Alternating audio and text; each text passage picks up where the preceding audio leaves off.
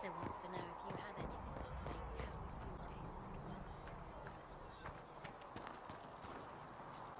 more. Need something?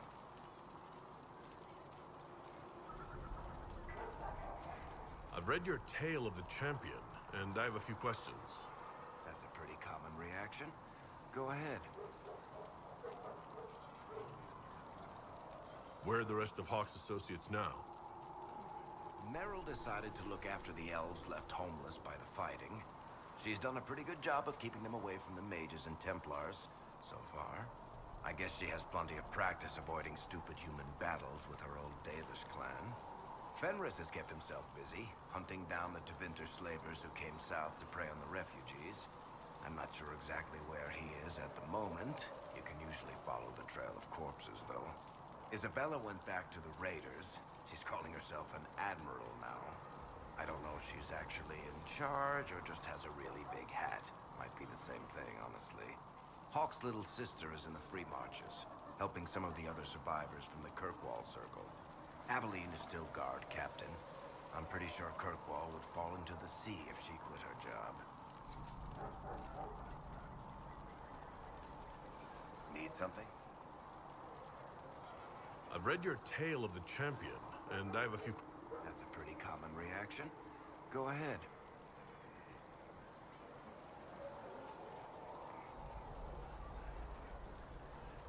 What happened to the mage who destroyed the Kirkwall Chantry?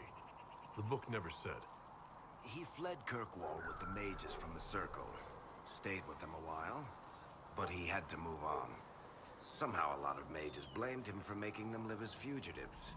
I don't know where he is now, and I don't want to know. In the book you say that first enchanter Orsino turned himself into a giant monster made of corpses? How? Why? Do I look like an expert on magical weirdness to you? Well, I can't tell you how. For the why, all I can say is he was desperate. There is no way Hawk really could have killed the Arishok.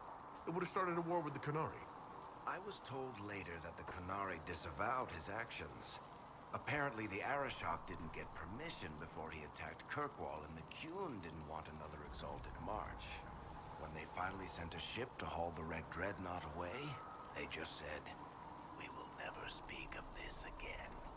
As far as I can tell, that's the Qun's version of an apology. Carry on.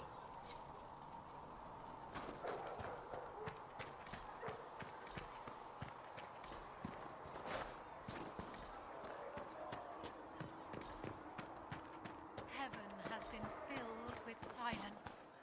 I knew Make a then big... and crossed my When will you be heart able to get us the crafting shame. supplies we need? When they're ready. Piss off.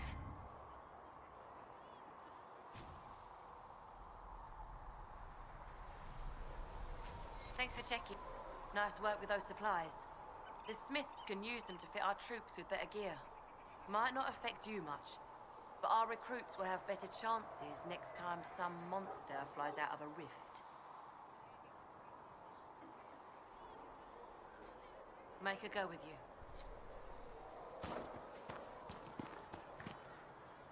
There were so many questions surrounding Farria's death. Did he think we wouldn't notice? He's killed Farria, one of my best agents, and knows where the others are. You know what must be done. Make it clean. Painless if you can. We were friends once.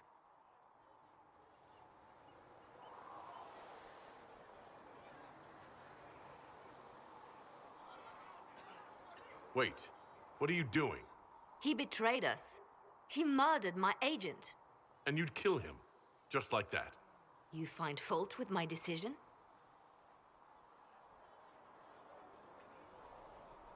We can't solve our problems with murder.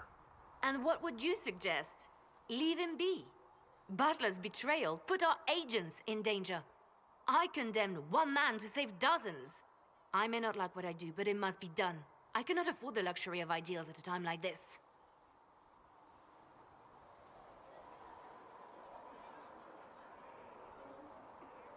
I expected better from the Inquisition's spy master. You've made that point clear. Apprehend Butler. but see that he lives. Now, if you're happy, I have more work to do.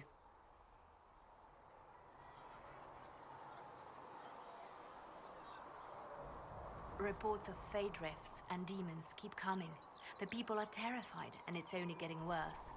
The only thing that will calm their fears now is the hope that someone out there can save them. You have to be that someone. No one else has any power over the rifts. Seal them. Your legend will spread, and Thedas will learn to trust the Inquisition.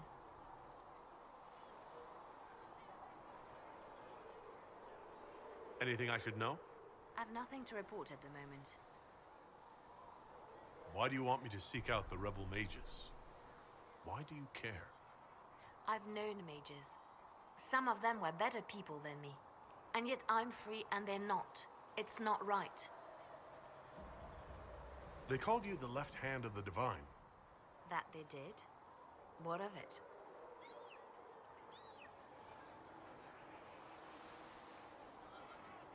What exactly does the left hand of the divine do? A divine always has enemies, and Justinia had more than most. I protected her. I watched, had an ear to every door. I identified threats, and I dealt with them. Why did Justinia have so many enemies? There were many who felt she was unfit to be divine. She had a past, a worldly life. Unlike many, she wasn't given to the Chantry as a child. She chose it, and somehow that made her unworthy. And because they thought she was unworthy, they wished her harm. So, you were her spy master too. I handled difficult situations that couldn't be resolved through more delicate means. What is the point of an inquisition? Justinia would have started the Inquisition if the Divine Conclave failed to restore peace. She hoped that with enough support, we could challenge the very tenets of the Chantry. She wanted the Chantry to treat the mages fairly. But sometimes I wonder, why stop at mages? The Chantry has committed many injustices. If we're going to change it, why not change the whole thing? It's just a thought. None of this will be possible if we fail. I'm sorry she didn't live to see the Inquisition. So am I. I could use the left hand of the divine at my side out there. Every agent out in the world is my eyes, my ears, my blade. Wherever my people are, I am also. Coming with you, leaving my post, would blind and bound me. Do you see? I'd like to hear about Justinia. What was she like? A friend. A mentor. Like me, she had secrets, made mistakes. It made her human. I think her followers responded to that.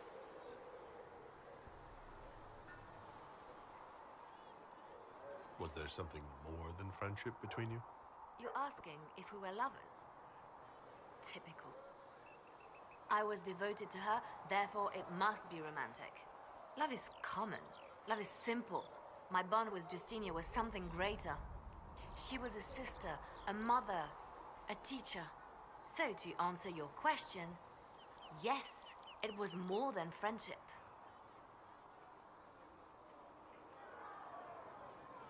How did you and Justinia meet? I met her a long time ago, before she became divine. Before she was Justinia. When I met her, she was Mother Dorothea. I was at my lowest. Broken, lost. And she saved me. No, wait. She hates it when I say that. I saved myself. She just showed me it was possible. We'll talk more later.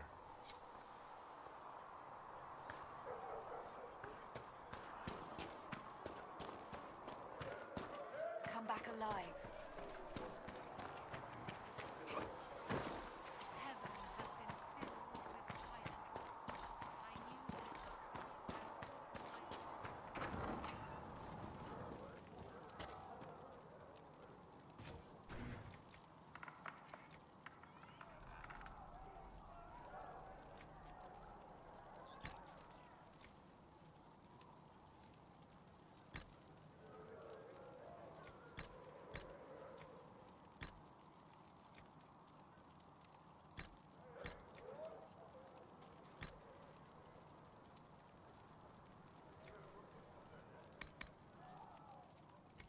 Here, sir.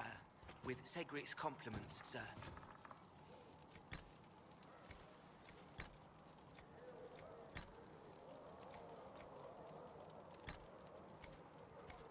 What's the catch this time? No catch, sir. Said he wanted to help. As I explored the Fade, I felt the presence of an intriguing artifact in the hinterlands. If you are willing, I would like... What can I do for you?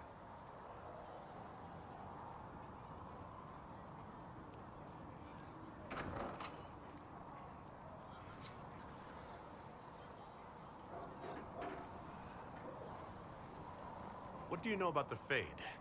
A great deal from my wanderings. There are few hard facts, but I can share what I have learned. I'd like to know more about the breach.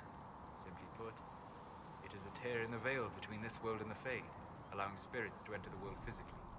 Small tears occur naturally when magic weakens the veil, or when spirits cluster at an area that has seen many deaths. But your mark allows you to exert some control over the breach. That means it was created deliberately. I'd like to know more about the Veil. Circle mages call it a barrier between this world and the Fade.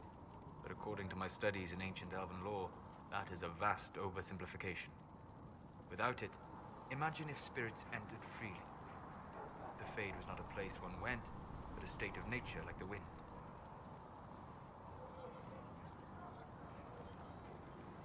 I don't know if I can imagine that. Try. Imagine if spirits were not a rarity, but a part of our natural world. Like a fast-flowing river.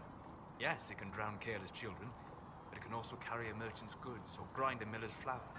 That is what the world could be if the Veil were not present. For better or worse. I'd like to know more about demons. The Chantry says that demons hate the natural world and seek to bring their chaos and destruction to the living. But such simplistic labels misconstrue their motivations, and in so doing, do all a great disservice. Spirits wish to join the living, and a demon is that wish gone wrong. Is there a way to coexist? To live with them, if not in peace, at least without such active confrontation? Not in the world we know today. The Veil creates a barrier that makes true understanding most unlikely. But the question is a good one, and it matters that you thought to ask. We'll talk later. Goodbye.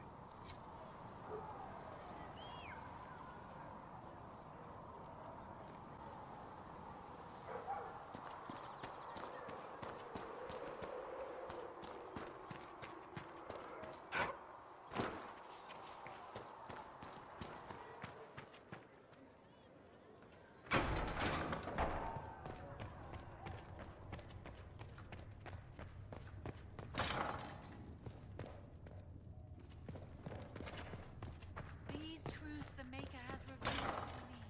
Ah, As there is Lord but Trevelyan. one world, May I have a moment? one life, one death.